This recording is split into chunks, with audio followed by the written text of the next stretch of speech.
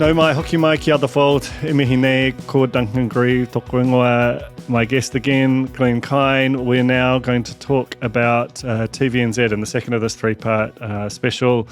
TVNZ's, the top line numbers are out, and there's a lot to discuss. Glenn, do you know television pretty well.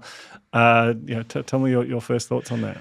My first thoughts were slightly frustrated, and not because of the result. It's because we heard an announcement about the top line results, but we haven't been able to access the actual detailed reports yet. So that's interesting, right? Because my memory of this, and I looked recently harder, and I know you look even harder, is that these typically come out together.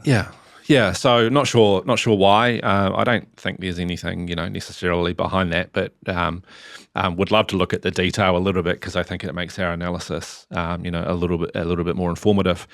But the top line result, was incredible, really.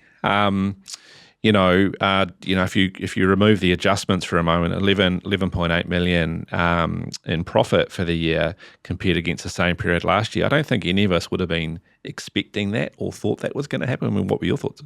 Yeah, same thing. And I think this is actually true of all the three media companies we're going to be talking about this week, is that in an incredibly difficult environment, and one in which entailed a lot of really hard decision-making that impacted people in a really profound way, but these things on some level have to be done. You can quibble about the way they're done or which parts of the business are impacted, but there is no kind of magic money tree here. You just have to kind of make some hard choices. And I think for Jodi, coming in year one, first time as a CE, to have driven a result like this, it's really, really impressive.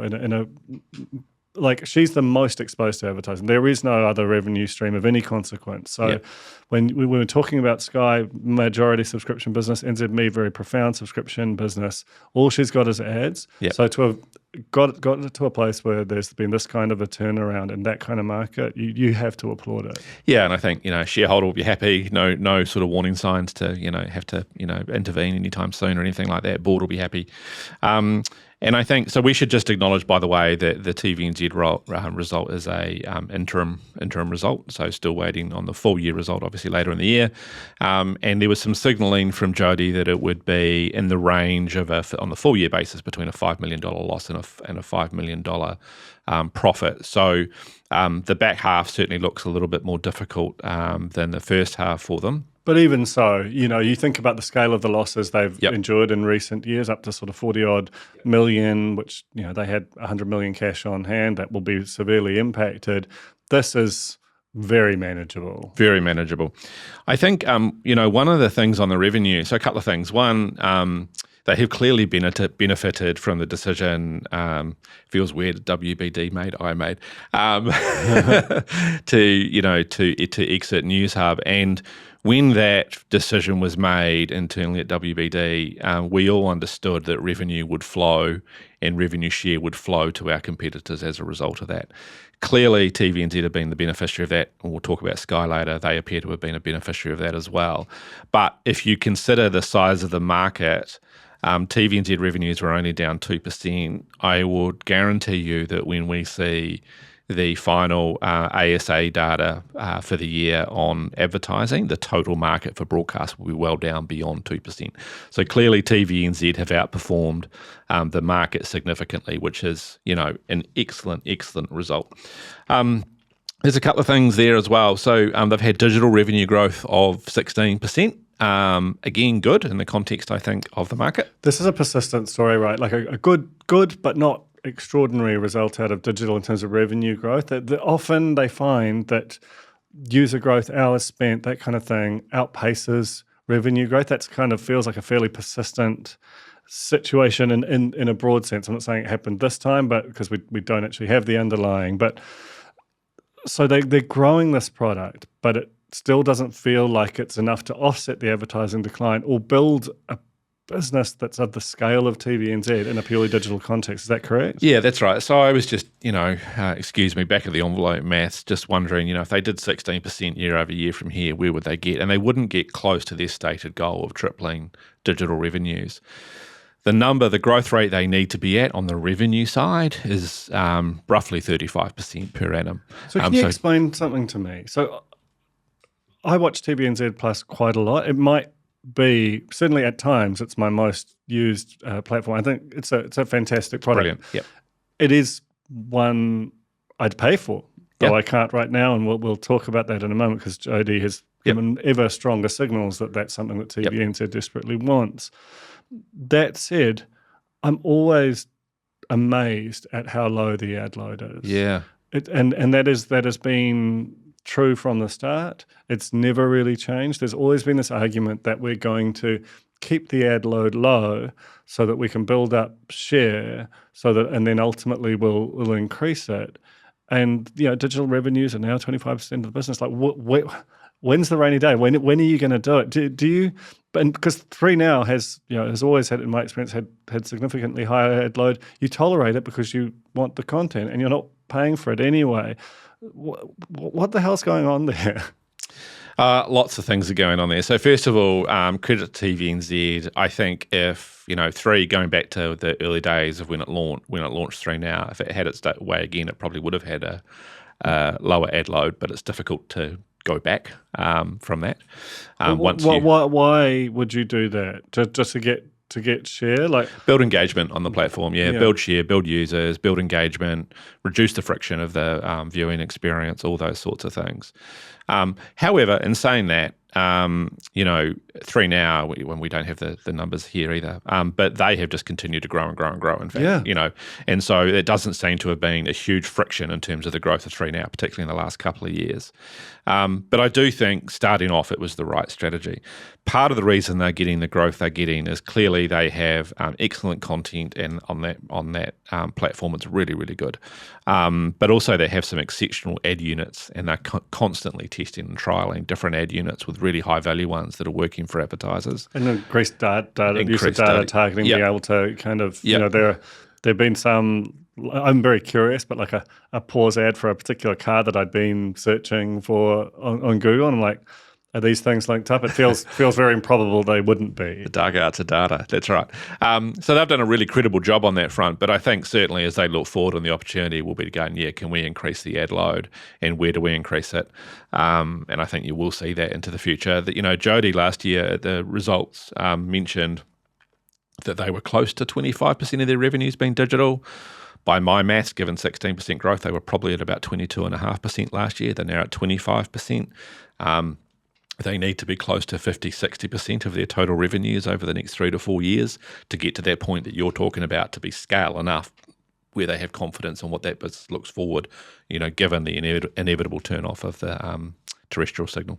So, and this we'll talk about this more in Sky, but one of the sort of big announcements in recent times that negatively impacts TVNZ is the loss of the cricket rights. And that was, they didn't win the cricket rights. They were gifted them by Spark Sport in return for taking over the production contract. That's our understanding. Haven't had that confirmed, but it seems likely. And that's been an amazing thing for TVNZ. They've had a younger men problem, and that's partly the motive for setting up Duke a while ago. They for a while and wanted to, and just suddenly found that one of the best pieces of content that you could get fell into their laps, and they've done really well with it. They've put a great team against it. They've turned it into a good television product. Cricket's become, they coincide with an incredible run for the Black Caps, which is very, that's something you definitely can't control for. And as a result, cricket's become a real, it's become more in the culture, and TVNZ's done very well with that. From I think it's the next season, or certainly the next contract, Sky will have the New Zealand cricket, the domestic cricket contract back, and Sky won't. And with that, the main sports offer that they've done so much to sort of build up around disappears.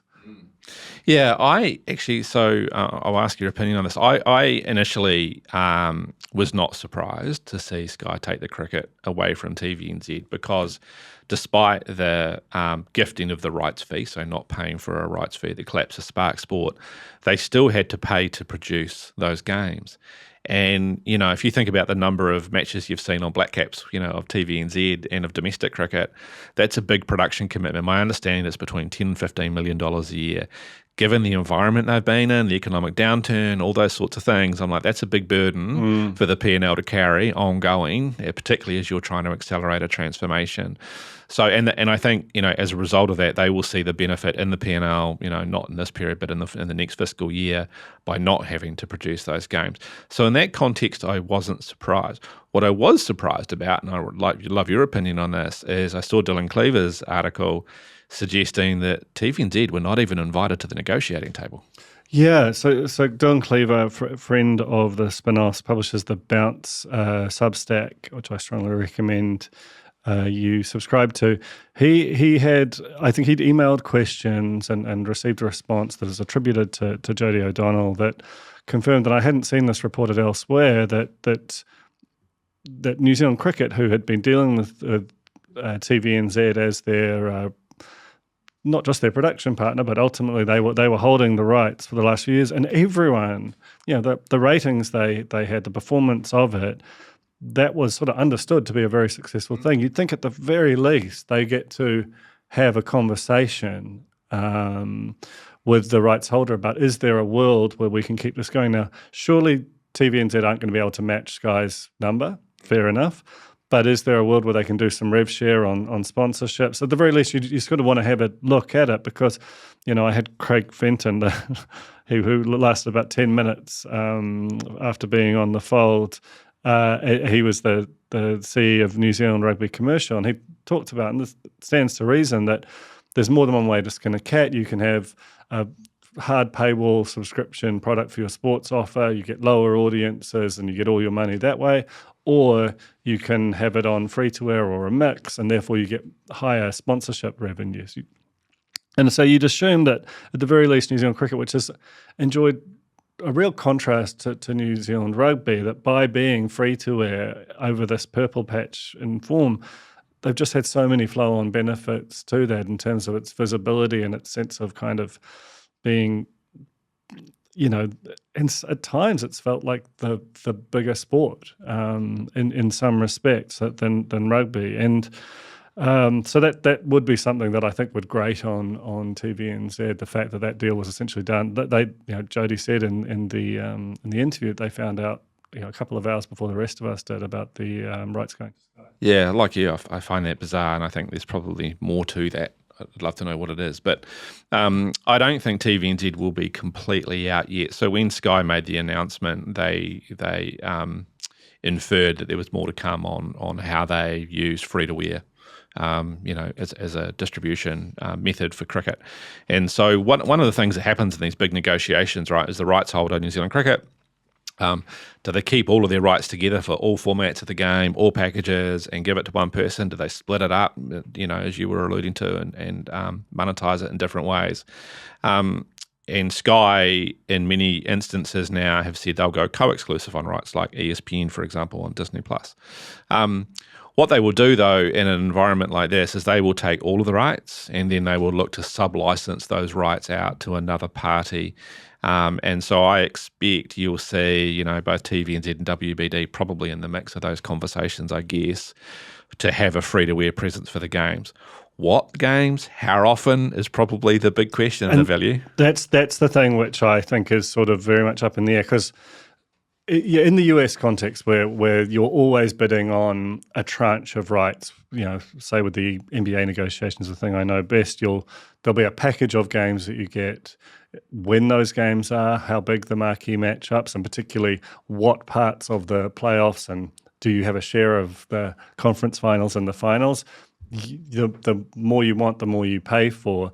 But the thinking from the big US sports, and the NFL does it even better. They've got stuff on Netflix, they've got stuff on Amazon Prime, they've got stuff everywhere.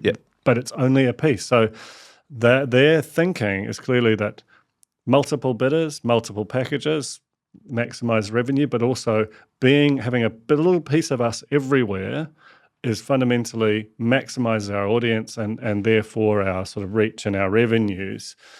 The sports organizations here, with Sky as the sort of semi-monopoly, have typically not carved up their rights packages that way. That they haven't been packages at all. They sold the whole thing to Sky, and it sort of worked well enough. You can see from Sky's perspective that they don't want to give that up, that they think that they're going to maximize their revenues by having exclusive control, particularly of the top tier. Now, we'll talk a lot more about this in a rugby context, but is it that TVNZ or a WBD could take delayed coverage of a Black Caps game? Maybe. Is it more likely that actually it's some form of domestic cricket, which it's nice to have. It plays during the day when you've got your off-peak programming, but it's nowhere near as valuable as a Black Caps T20, for example. And I think that when these things are always vague and top line when they're sort of alluded to, and it just seems more likely to me that Sky is willing to part with stuff that is less valuable to both them and TVNZ. And to be honest, I kind of understand why they're not looking to cozy up to TVNZ, because if you think about the relationship between those companies, like the big thing, this always sticks in my mind in terms of something that TVNZ did that is just fundamentally kind of a dickish thing to do, which was when Sky had its pod and it was wanting to kind of have all the channels available there live, they wouldn't let them have TVNZ1. Just even though that would decrease distribution for their own channel, they just knew it would make their competitors' product a little bit worse for people. And that's the sort of, TVNZ, it just sometimes has this kind of slightly grammar school kind of we're number one and you're just lucky to be in the room with us feel as an organisation that it can't quite get away from. Yeah, I think that's been inherent in their culture for a long time. And, clearly, full disclosure, I speak with a level of bias on that, but I've seen that, Yeah, you would have experienced that over and over again. Yeah. And you just got to think at some point they have to quit that. Yeah, like it's just behaviourally, it's not acceptable in this environment anymore. It's starting to damage their reputation in a way that's not, you can't recover that by the way that you act with media agencies or with audiences. No, and I know, I know the Sky team really well, and I know, hand on heart, they would, they have no issue partnering with TVNZ, right? They would love to be able to find a way, to partner and get that right. One of the challenges here, and this goes to the heart of the rugby discussion later too, is that, as a rights holder, you want the most amount of money, but you also want the maximum amount of exposure for your sport, to build, grassroots, build the strength of sport coming through into, eventually Black Caps, All Blacks, etc. You can't do that typically with one provider. You can't do that with a pay TV provider typically, because they'll give you the money, they'll give you some exposure, but not all the exposure, whereas free-to-air will give you all the exposure in the world, but they can't necessarily give you all the money. So this is always a difficult dance in these negotiations, and that's why Sky will often take the approach they do, where they go, we'll take all the rights, we'll sub-license it, we'll get you the exposure through a deal that we'll do. And they've got Sky Open, right? And they really are very genuinely trying to grow that into being a significant challenger to sort of 3 in terms of what the second channel for New Zealand is. There are weeks when 3 doesn't have a show in the top 20 of 25 to 54, and Sky Open does, or certainly a Sky show does. So there are other factors at play rather than just, free to air is not just TVNZ. No, and I also think now, by the way, watch out for the Herald and stuff. I think that as players, I know they've dabbled it in the past. The Herald is building a streaming capability in a new platform. I don't think it's unheard of, is it, to think that Sky might reach out to the Herald and go, hey, do you want to stream some cricket games? Yeah, certainly. So let's think about this like 5 years into the future, and in the context of Goldsmith's reforms that I sort of talked about a few weeks ago. One of the big things they talked about was must carry. Yep. Now, must carry, just to reiterate, it means that when you buy and unbox your TV, or when there's a new operating system update comes through with your sort of connected smart TV, that rather than it just being Netflix, Disney Plus, Amazon Prime, whatever, the long list of big international tech platforms, that they're forced to make space on the home screen, native as it's unboxed, prominence for local channels. So that right now, that's you automatically go to TVNZ Plus and 3 Now. But is there a future world where there's a whole bunch of fast channels and the first ones listed might be, this Herald Now offering, and so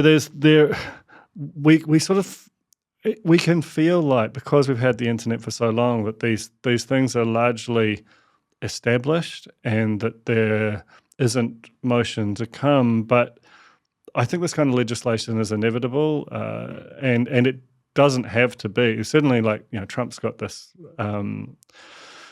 big. There's a big White House kind of executive order about, that sort of basically threatens tariffs on anyone who attempts to sort of legislate in a way that is negative for US tech companies in particular. I'm going to do an episode on that shortly, but must carry doesn't appear to, that must carry levels a playing field. It doesn't negatively impact. So that's still an easy thing to do, even in this current crazy geopolitical environment. Yeah, I think that'll definitely happen. Certainly during my time in the chair, the governments or successive governments were, genuinely positive about the need to do this, to make sure New Zealand stories were first and foremost in front of New Zealand eyeballs. I think the interesting thing is, how do they make that happen? And again, going back to the TVNZ attitude, if you think about it, you've got a group of broadcasters in Freeview that have to agree a strategy, together on how prominence happens, and does it happen with each individual app? So do you have 3 Now, TVNZ Plus, Herald Now, are they all individual things, or do they aggregate under a single platform, make it easier for the consumer to do it? Now, logic would suggest the best thing to do is, maximise the customer experience collectively, make it easy for people to spend as much time on there as possible. Couple of issues with that. One, how does that then get monetised for the partners when they are acting in collaboration? And secondly, back to your point before, TVNZ historically at least have always wanted to run their own game in terms of TVNZ Plus is concerned, because they didn't want TVNZ Plus to be a app necessarily inside the Freeview environment, because they wanted to be able to control entirely the customer experience, which has merit, and I can understand that. So I think there's a bit of work to go. I think it'll happen, but it's going to be interesting to see how it does actually come to life. Yeah, we published a piece probably a couple of years ago now by Hal Crawford, former head of news at News Hub, and really smart media thinker and semi-frequent guest on the fold, arguing for a sort of a kind of NZ Inc. app that carried all of our programming, and it's a lovely idea. And actually the logical thing is just make that TVNZ Plus, because that already has this sort of established lead in local. For precisely the reasons that you just detailed, I'm skeptical about the opportunity for that, because when you open the app, what happens? Like, that drives so much behavior, is the sort of is the prominence of the sort of the various shows in that as soon as you open the thing up. And I just don't even imagine how you could ever kind of get to a place where people were happy with their lot there. And then that's before you even get into how do you sell it, and how much, how do you divide up the revenues as a result? Well, the other interesting thing about all of that is that when broadcasters do a deal with, say Samsung or LG or whoever it happens to be, to have their apps on those platforms, those companies, LG, Samsung, charge a fee to be there, and those fees, I can tell you, are pretty significant. They're not to be sniffed at, and that kind of really does get in the way of, or eats into, I guess, the total monetization of these platforms itself. So again, is the government, from a prominence point of view, going to take the step where they go, actually, we're going to make that barrier go away as well? I think they have to. Yeah, but at the same time, the manufacturers, who now, by the way, have their own fast channels. If you've got a Samsung TV, you're always sort of surprised by the number of kind of musty old movies which are on the home screen, regardless of whether you ever open them up or not, because they're selling advertising around those too. So, this whole thing is like, it just speaks to just how complex the environment is, that you've got everything from, functionally TV manufacturers competing with what were until very recently newspaper brands, which were competing against TV channels, and it's now just media companies. Now it's all just media companies, and TVNZ in the midst of that have produced a pretty good result. One thing I do want to just call out quickly on TVNZ or point out is on the cost front, so, well publicised, they're chasing $30 million in annual cost savings. No doubt that would be an ongoing $30 million that we would see, and they've talked about they hit $20 million this year. And one of the comments that I saw in the reporting was that it came out that part of the reason for that is both the reduced number of days of Shortland Street, so going from 5 days to 3 days, but also the fact that the New Zealand On Air and the Film Commission, we recall this last year, made the decision to prop up and fund Shortland Street. Change the law to make it eligible for the screen production rebate. That's it. And give it some New Zealand On Air funding. An amazing gift to a single player in the market. I'm sure that must grate on you somewhat, because that's just like... You can consider Shortland Street a taonga of our television environment while also going, well, how come there isn't? Because everyone's got a version, everyone's got a thing that they'd say that about, and only one of them got it. I won't get caught up on my thoughts on it, but one of the comments that came out that there was a $10 million benefit roughly of that, and that's probably right, but we just need to make clear that that was a one-time annual commitment from New Zealand On Air and Film Commission. And yet, the history of New Zealand On Air is that it makes one-time commitments and it's very hard to quit them, So there's a lot of nominally contestable funding that New Zealand On Air dishes out. Doesn't look that contestable, and it's there year after year after year, and the same person might come up with a new show that's suspiciously like the old show with a new name, and they continue to get funding. So now that they're on the hook for Shortland Street, do they want the headline to say New Zealand On Air shut Shortland Street? I don't think so. And so I'd say even though it's a one-time thing, very difficult for them to get rid of it. So I guess the point for me is, assuming that it is a one-time thing, right? And I absolutely take your point. Assuming it is a one-year thing, when we go into next fiscal year, let's say that reverses itself, we need to see the full value realisation of the $30 million flow through. But there's still some headwinds there on their cost base, right, that need to be addressed, particularly when they are looking to invest as much as they possibly can into that TVNZ Plus platform. So, I certainly watch with interest into the future to see how they go. Hope they do well. We need them to do well. And I think they've got the work cut out still. Yeah, TVNZ very much. I mean, by being purely ad-funded, they are incredibly exposed to that market, which is only ever getting harder. They have made it very plain that they want the ability to have a pay TV. Is that the first time we've seen that actually acknowledged? I think it's the most directly of it we've ever seen it acknowledged. And maybe we should just end on that, is they want to be in the subscription business too. Now, we've talked off mic considerably about that it's not simply a matter of building a subscription layer so that you get the same stuff without ads. Now, do you want to just talk quickly about why it's not that simple, and why TVNZ, for all its advantages, and which are considerable in terms of the number of people it already has relationships with through TVNZ Plus, it's going to be difficult for it to just become a sort of an SVOD provider.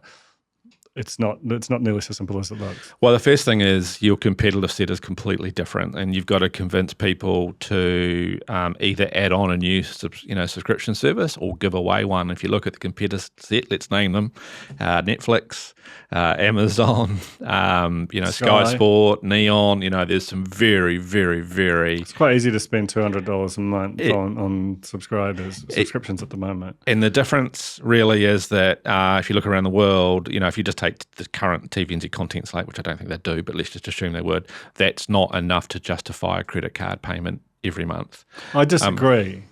I think it's actually an outstanding slate, but It's the current contracts won't allow for it. Is that correct? The current contract, so when rights are bought, people buy free-to-air rights or AVOD rights, BVOD rights. To buy an SVOD right, it's called a pay-one window. And to buy that pay-one window, there is an absolute premium attached to that because it is the first window where that content screens outside of being in a theatre or being in a kind of marquee spot. So those rights naturally are more expensive.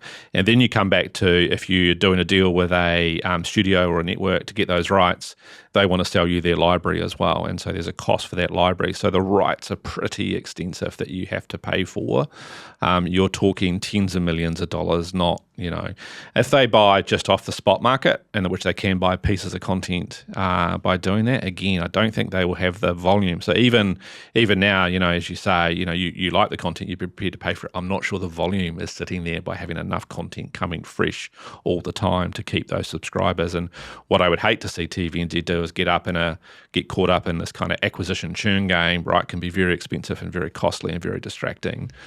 Yeah, I think that the other thing, and this is more of a sort of a philosophical, what is TVNZ to us, and what is the case for public ownership and all the implicit kind of support that goes along with that, is that as soon as it's a pay TV company, it's identical to Sky, except that it has a news service and a history. And so, you've got the ACT Party, which is very vocal about its desire to sell some public assets. I think the case for TVNZ in public ownership becomes harder to make as soon as it's a pay TV provider, and I think that's probably a layer of complexity that we certainly can't get into now, but it's a watching brief that if they do go down that road, it changes in a quite fundamental way the relationship of the public to the broadcaster. That's TVNZ. We will now break and come back and do Sky. Great.